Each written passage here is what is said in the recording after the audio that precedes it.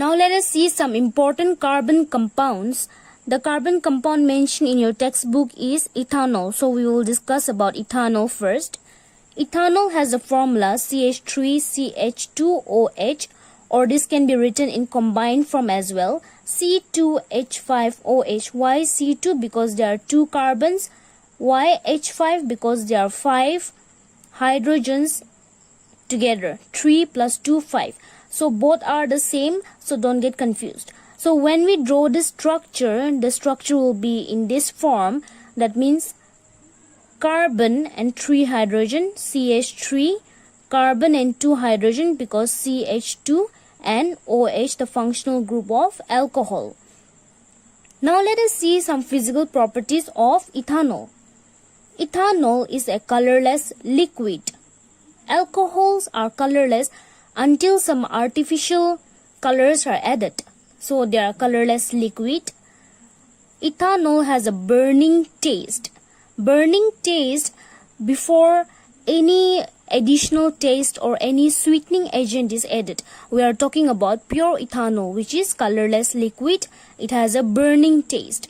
And the boiling point, that means ethanol boils at 351 Kelvin. And also ethanol is soluble in water. Almost all the alcohols that can be used as a beverage is soluble in water. We know this very well. It is colorless, it has a burning taste, its boiling point is 351 Kelvin, and it is soluble in water. Now what are the uses? As I already told, it is used as a beverage. Beverage means it is used as a drink. It may be in beer, wine, whiskey or rum. It is also used as an antiseptic, or also for making chloroform. Antiseptic, sometimes if you have cuts, if you just pour ethanol, it will work as an antiseptic. Also used in medicines also. So what are the chemical properties? We discussed about the physical properties. Now let us see the chemical property. The first chemical property that we will see is dehydration. What is dehydration? Dehydration means loss of water. Now dehydration, we are talking for ethanol. That means we will remove water from ethanol. We know that alcohol or ethanol is soluble in water, so it will consist some amount of water. So chemical property, first we will see dehydration. How can we remove water from ethanol? In order to remove water from ethanol, we need acid, concentrated sulfuric acid, and this will also take place at a certain temperature, which is 443 Kelvin. And if concentrated sulfuric acid is not present, the other alternative is aluminium oxide at 623 Kelvin. This is the other option involved in removal of water from ethanol. Now when water is removed from this ethanol, we know that the formula of water is H2O. That means 2 hydrogen is removed and 1 oxygen. Now from here, if we remove 2 hydrogen, 1 hydrogen from here it is removed and 1 hydrogen from here. So what is remaining? CH2, oxygen also gone because we have removed water. 2 hydrogen and 1 oxygen has been removed. So what we got? CH2.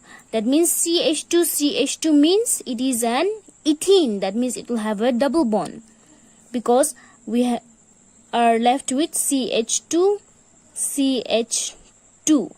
Now we have discussed about the tetravalency of carbon. Now here, in order to attain tetravalency, here carbon has only 2 hydrogen, so it needs 1 more bond.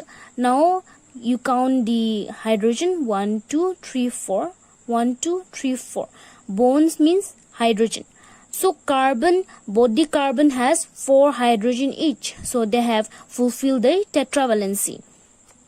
So ethanol, upon removal of water from ethanol, we get unsaturated compound, which is ethene, known as alkene. So you may even ask you may be even asked questions such as, how can you obtain alkene or unsaturated compound from alcohol? So your answer should be this, by dehydration, and you have to show this reaction. That means ethanol upon removal of water in presence of concentrated sulfuric acid, we get unsaturated compound or ethene or alkene with the removal of water. We have discussed about the chemical properties, under which we have discussed dehydration. Concentrated sulfuric acid is used in order to remove the water from ethanol. So we can say that concentrated sulfuric acid is the dehydrating agent which removes water from ethanol. Now we will discuss about reaction with sodium. What happens when ethanol reacts with sodium? Whenever alcohol reacts with sodium, it leads to the evolution of hydrogen.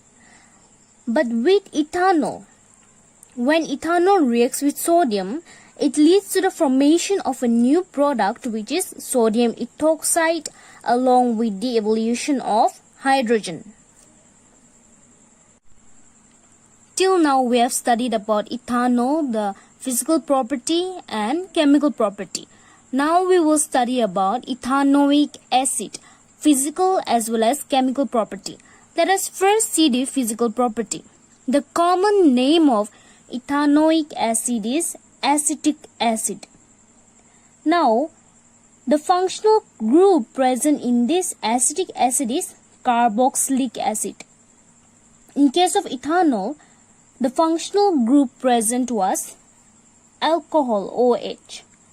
But in case of acetic acid, the functional group present is carboxylic acid, which is COOH. Now, upon making a solution of acetic acid in water, acetic acid 5 to 8% and water, this very solution is known as vinegar. And the melting point of pure ethanoic acid is 290 Kelvin. So that is why, especially in cold climate during the winters, it tends to freeze, and this freezed ethanoic acid is given the name as glacial acetic acid. And we all know that carboxylic acid is a weak acid. So since the functional group present in acetic acid is carboxylic acid, it is also a weak acid. So this is all about the physical property, general physical properties of ethanoic acid or acetic acid. Let us see the chemical property. The first chemical property we will see is esterification reaction. Esterification reaction simply means it will be the production of ester. How the production will take place, we will see now. It is basically formed by the reaction of an acid and alcohol. That means acetic acid having functional group carboxylic acid and having functional group alcohol reacts together to give ester. So in this case, ethanoic acid reacts with ethanol. That means carboxylic acid functional groups react with alcohol functional group in presence of an acid, resulting in the formation of ester and also giving out water. Now this ester is a very important and very commonly used compound. So this ester has a sweet smelling scent, basically used in perfumes and flavoring agents like perfumed candles, or anything that smells good has ester in it. And on treating with sodium hydroxide, when this ester is treated with sodium hydroxide, this ester is converted back to alcohol and sodium salt of carboxylic acid, and this very reaction is known as saponification reaction, because it is used, this very reaction is used in the preparation of soaps.